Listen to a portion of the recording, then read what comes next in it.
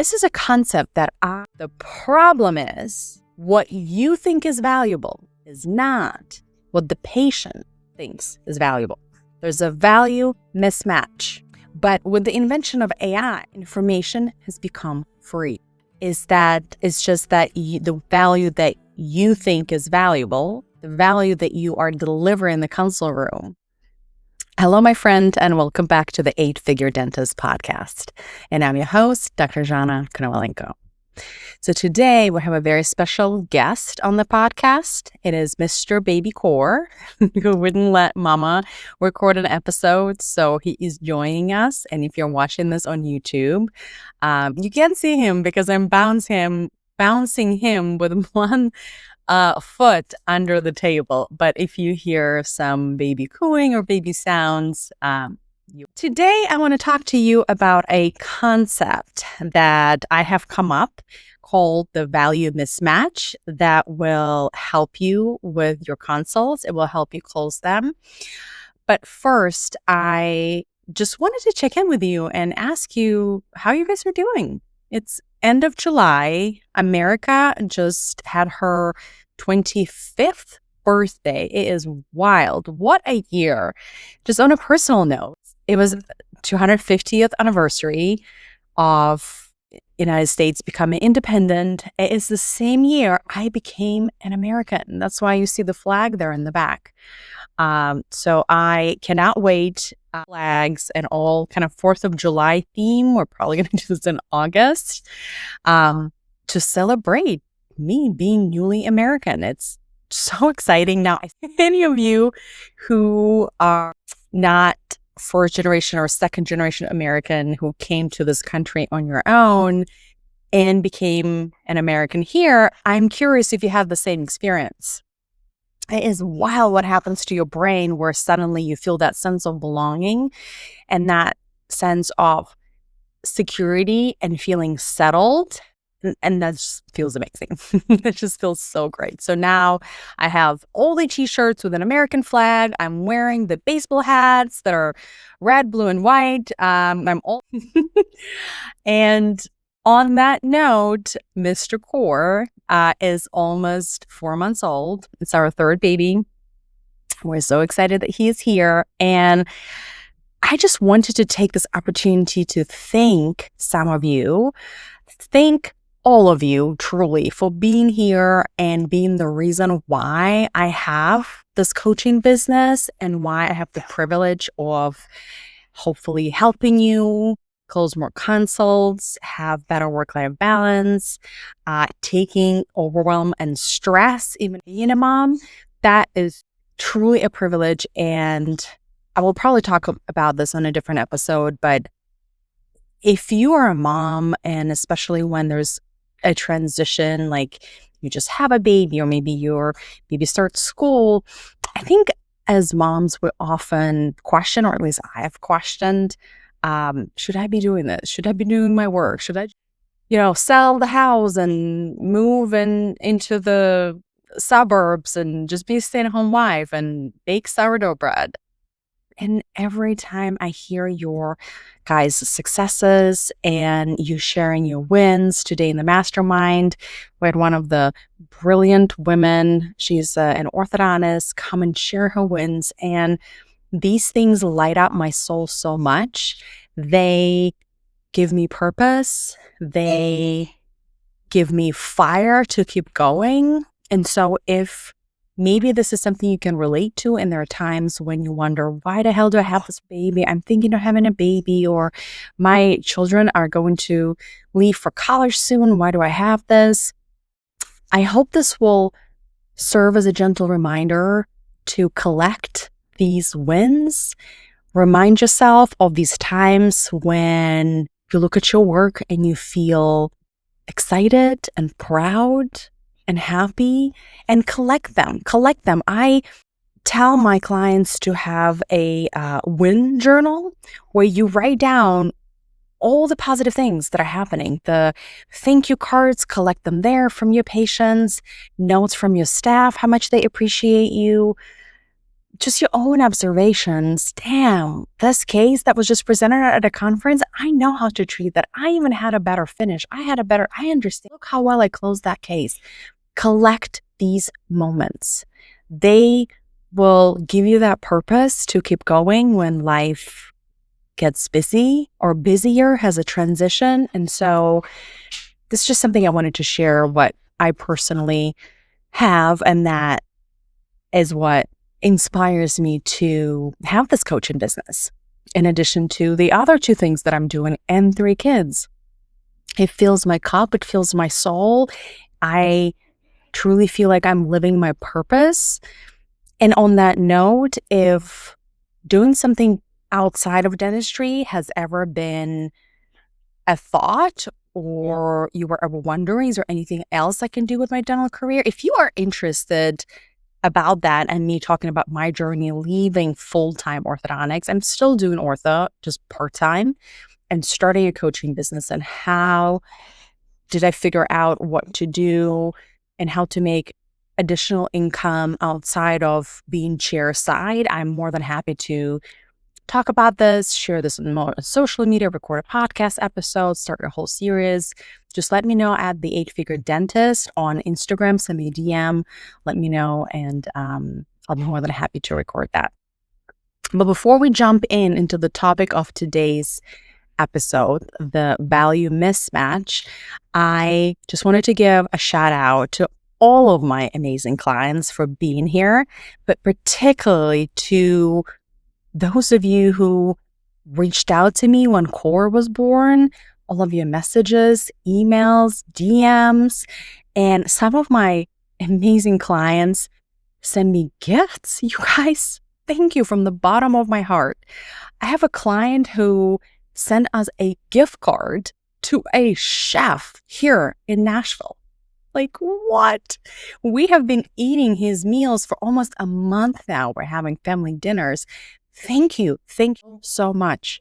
From the bottom of my heart and my family's heart, we are so grateful for you caring, for you being there for us supporting. As you probably know, we don't have family. It's just me and my husband and 3 kids, ages 4 and under.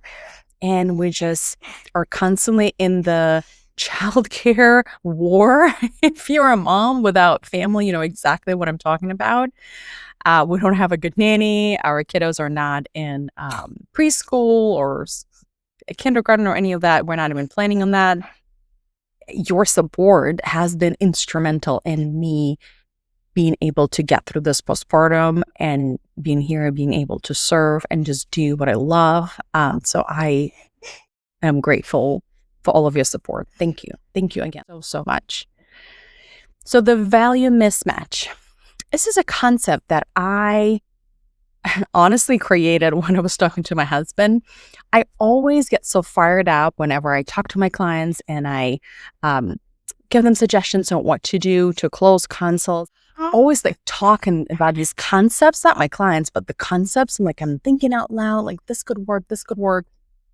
And I was explaining to him a process that I teach you all inside of the mastermind and inside of the Conversion Queen. And then this term came out. It's like a value mismatch. I was like, oh my God, I have to create an entire podcast episode of it about it. So what is it?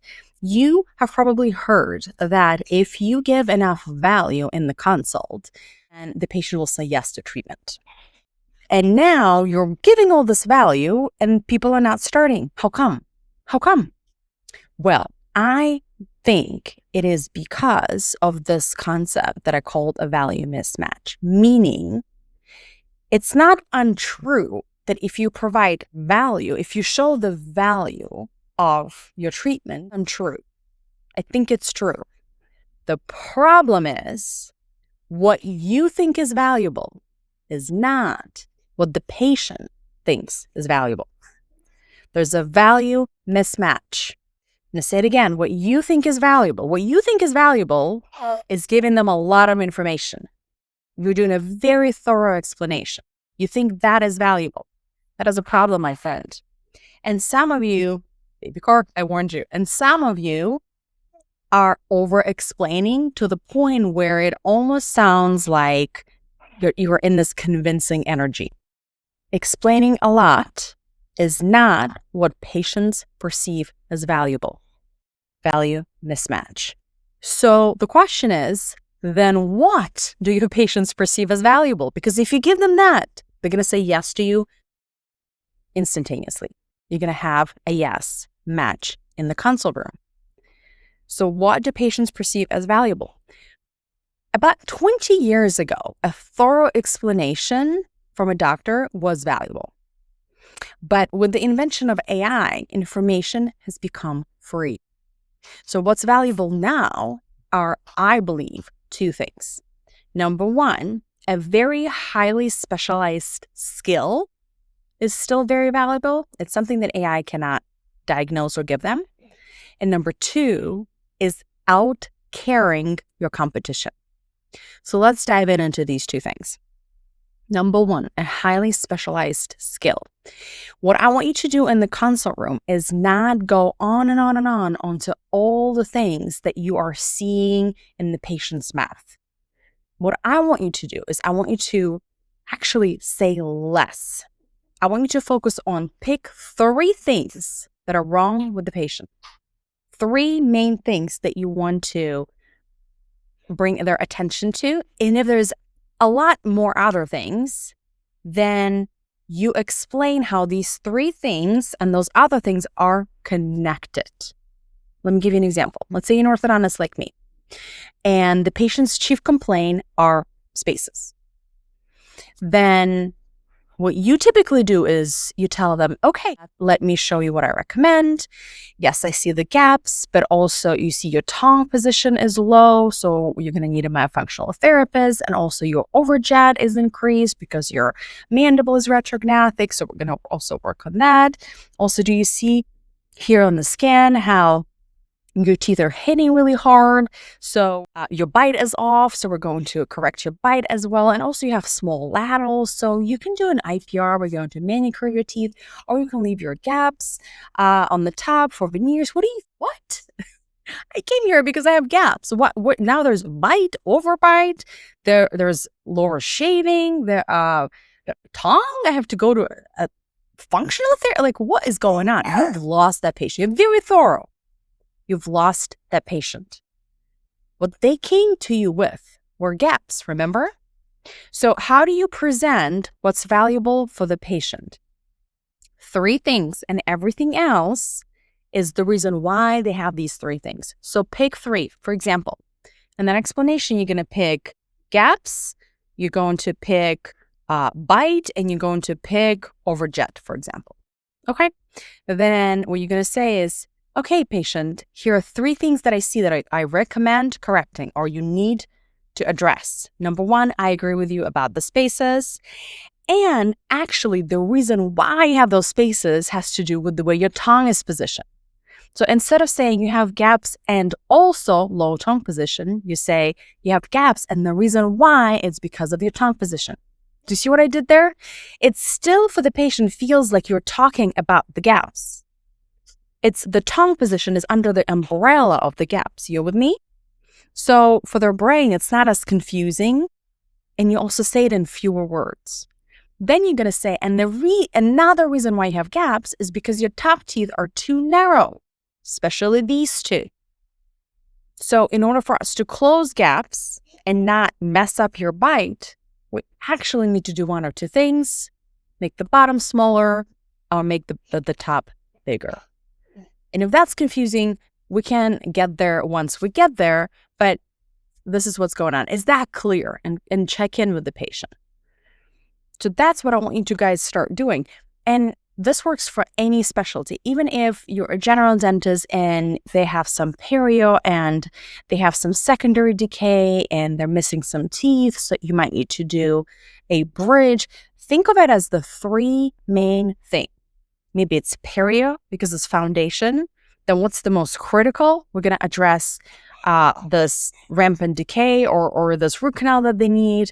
And then finally, we're going to restore your function, right? But make it more consequential so it's easier for them to understand, not just a million of things that are happening. Mismatch of value. What's valuable remember, is a specialized skill. So when you're showing that not you're just able to list all these 10 things that they have, that knowledge is free. They can go take a picture, upload it to ChatGPT and get a whole, have you noticed, by the way, when you ask AI a question, does it respond with 2 sentences? No, it's going to give you a novel, right? It's going to listicle. It's going to list things. And that is what you are doing as a doctor in a consult where you're talking for 20 minutes, a monologue. That's why you're losing these patients. And they're so confused and there's so much going on that they're just going to say, I need to think about it, and they're going to leave. Instead, you want to zoom in and sort. What's valuable is for somebody to come and organize my house. It's for somebody to come and organize all the issues that I have, put them in the priority list, and then give it to me in a very easily digestible way, and then just tell me that I've got you covered. I'm going to get this done for you. That's where I will feel comfortable and pay. First of all, saying comfortable, saying yes. And 2, I'll feel like I'm spending my money well because this person is going to take care of all of these things and I don't have to worry about and making all of these decisions. See what I'm saying? So being more concise is what's valuable. Showing a specific skill. How are you showing a specific skill? When you're telling them, listen, there's not just these 10 things, but I've got you covered because I actually understand where these gaps are coming from. And that's my specialty. And I know how to address these things all in one shot so that your problem is solved. That's a specialized skill. And do you see how we don't even have a niche here? You know, guys, that teach you to have a niche. If your niche was airway, or your niche was adult cases, or whatever that might be, you obviously present a case through that specialized skill. Hey, I deal with this all the time. I deal with mutilated adult editions all the time. That's actually my specialty. That's what we're known for. So here's what I'm going to do with you first. This is what I'm going to do with you second. That's how I want you to present a case. But even if you have no idea what you want to be known for, you don't have a niche, you can still position yourself, present your specialized skill, which is your ability to synthesize all of the problems and logically explain them to the patient in a simple language in a consequential manner. That's a skill. That's not just information. So that it's easily digestible for them, and you're positioning yourself as a specialist who is like, I've got you covered. Even if you're a general dentist, you're still a specialist on teeth compared to them on their teeth. Do you see, guys, what I'm saying? So that's one thing. That's what's valuable, not listing all the things. What's valuable is to be more concise, to the point, fewer things, more of your opinion, how these things come from one thing to another, and preferably show them how you have a specialized skill in what they have so you will solve it for them. And then number 2 is out caring. I know when I talk to you and I ask you, okay, what is special about your practice? What separates you from your competition? You often say, well, we don't see a ton of patients, so people get personalized attention. I personally review a lot of the cases. I spend a lot of time answering their question. We have a really good team. Everybody really cares. I know where you're coming from, but that is what every doctor is saying. So it's not valuable for the patient. They don't see it as valuable. Again, remember value mismatch. You have to say things and show them things that they perceive as valuable. All the things that you described that take a lot of time and effort, I'm with you. But because everybody is doing this, or at least is saying that they're doing this, have became the floor. This have became an expectation from patients. Now, the out caring, what it looks like, out caring your competition, in my opinion, are things like, if there's something the patient has that you don't quite know how to solve it, say it and tell them that you've got them covered. Tell them that you are going to figure it out. I always give this example of a case that I had with a young patient, like a 7-year-old, and she had this impacted upper incisor, maxillary incisor, permanent, and the tooth was literally growing on the x-ray in her jaw, pointing at her nose. Pointing at her nose. So I have to move that tooth virtually 180 degrees down. I have never done this before. I have worked on many impacted teeth, mostly canines, but I have never had a central incisor that was 180 degrees impacted. So I told mom, hey, I'll be completely honest with you. In my entire career, I've never seen anything like that. But here's what I'm going to do for you guys. I am going to go and ask all my colleagues, and we can schedule a second consult, and I'll tell you whether I can even take this case or not. And mom was like, oh my, what's the alternative? I go, well, an alternative is to extract it, which is obviously not great at 7. But an alternative is that we can't save this tooth, and eventually she's going to need an implant. And mom was like, how do I start treatment with you? Even if you, doctor, don't know the answer yet, but she trusted. She's like, I trust that you will do good by us.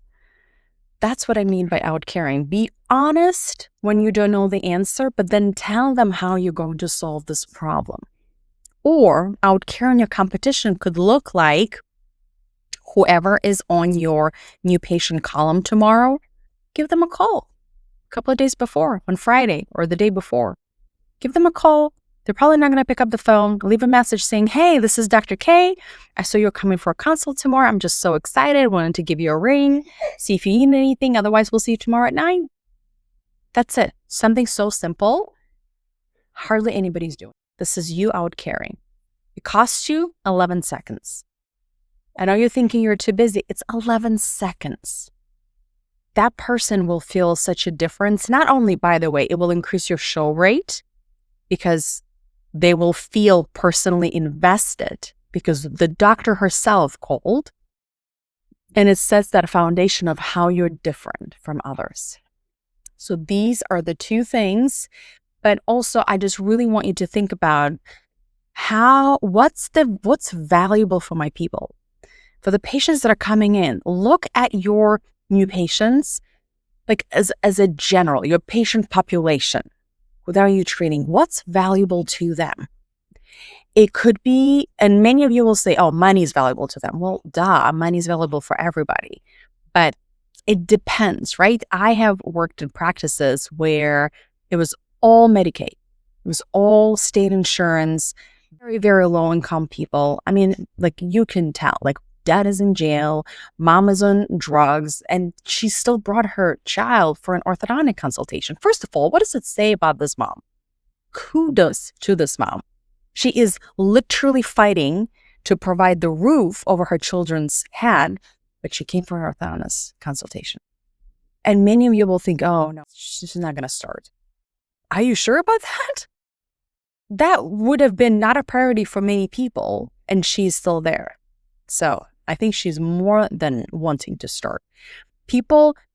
I've treated people who are making $20,000, $30,000 a year. You guys, not a month, a year. So the priority for that patient population is money, of course. I've also treated patients who are in this community, like the majority of new patients, they are into everything holistic and, anti-vaccine and, Tylenol causes autism. Like they're in this group of people. Well, know that about your patients. That is what's going to be valuable to them.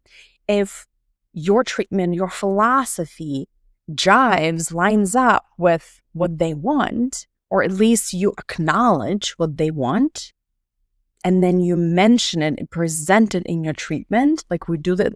Not that I'm not going to give you Tylenol, but the way we are looking at your child is holistic. We don't just drill and grill type of dentist. If you present what's valuable to them, you're going to have a value match, is what my point is. I want you to do this for your practice. Think about your patients. Definitely don't say too much in the consult room. I want you to only say 3 things that they need. Everything else needs to be baked as the consequence for why they have those 3 things. And I want you to really think about, okay, what is valuable for my patients? Spend some thinking time about your patient population. And I know you're thinking you don't have time, but you can continue seeing a lot of new patients and converting them at 40%. Or you can solve this problem and start seeing twice as fewer patients, but converting all of them. You're going to make the same amount of money or even more, but in one, you're on the hamster wheel, you're seeing a ton of patients, you're not closing them, you don't have time to figure out why. On another one, you have fewer patients, you spend more time with them, they're all saying yes, and everybody wins. But you have to spend some time thinking about that, okay?